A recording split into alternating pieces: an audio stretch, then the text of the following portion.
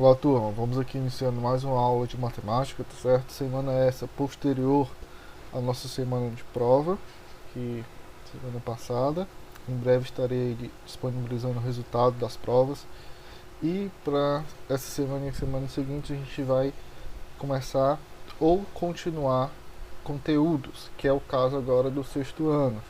A gente vai continuar realizando operações com números naturais, soma, subtração, multiplicação e divisão, mais na frente, dando continuidade nas expressões numéricas, que eu vi que foi um conteúdo que teve sim dúvidas por parte da maioria dos alunos, tá? Só que a gente vai além apenas só da soma ou além apenas, né, só subtração. A gente vai ver no caso na aula de hoje algumas propriedades, né, da adição de números naturais, como a gente vai ver agora, certo? Então vamos aqui começar a nossa aula. Então vamos lá, a gente sabe que como se dá a soma de números naturais, né? Onde os números que eu chamo de parcelas, e pode ser várias, não apenas duas. Eu posso estar somando aqui 3, 4, 5 parcelas e no final tem um resultado chamado soma. Para quem não lembra, a gente ainda está trabalhando apenas com os números naturais. Quem são os números naturais? Representado pela letra N, como vocês podem ver, e é do zero ao infinito.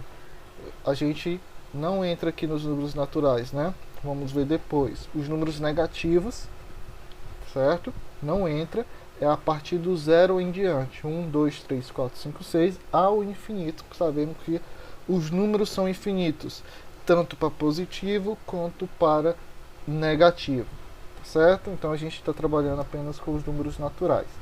E essas parcelas podem ser 2, 3, 5 parcelas para possamos somar. Vamos seguindo.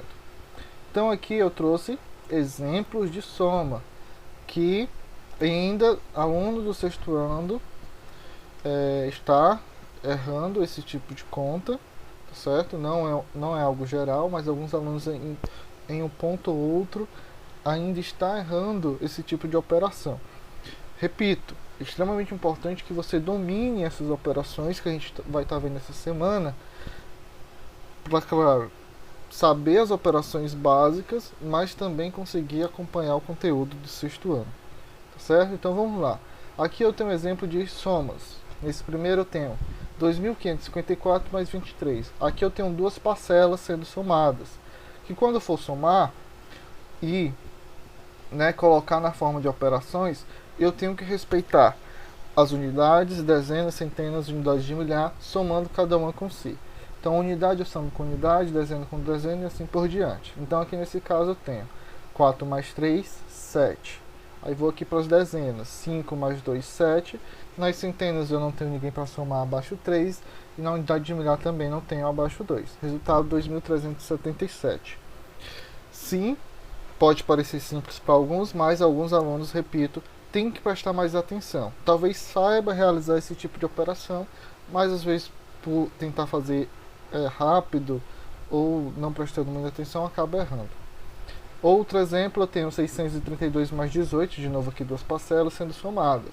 Então vamos lá. Quando eu somar 2 mais 8, eu tenho 10. Aqui muita gente erra, né? Quer colocar o 10 todo aqui embaixo, às vezes esquece de subir o 1. Então quando o resultado aqui der maior do que 9, no caso 10 em diante, eu coloco a unidade aqui embaixo e subo com a dezena. Então boto 0 e sobe 1. E soma com as dezenas aqui, né? Então aqui, ó, 1 mais 3, 4, com esse outro 1, 5. E abaixo 6, 650. Mas o mais importante para essa aula, claro, revisar a parte de soma, são as propriedades.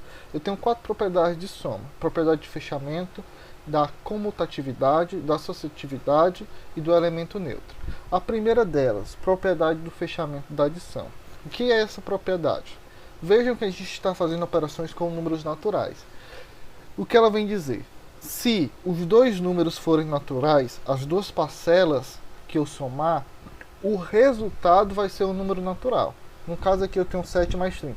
O 7 é um número natural, o 30 é um número natural, como resultado eu tenho um número natural.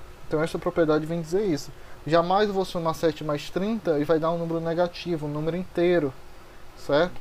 Então, se eu somar dois números naturais, como resultado eu tenho um número natural. Propriedade comutativa. O que eu quero dizer com isso? Veja o exemplo. Nesse primeiro exemplo aqui eu tenho 3 mais 4, como resultado 7. Essa propriedade vem me dizer que a ordem das operações não importa. Ou seja, 3 mais 4 é a mesma coisa que 4 mais 3. Então, para quem ainda tinha dúvida se a ordem importava, na adição essa propriedade vale, né? A ordem não importa. 3 mais 4, 7. 4 mais 3, 7. Tá certo? É propriedade extremamente importante.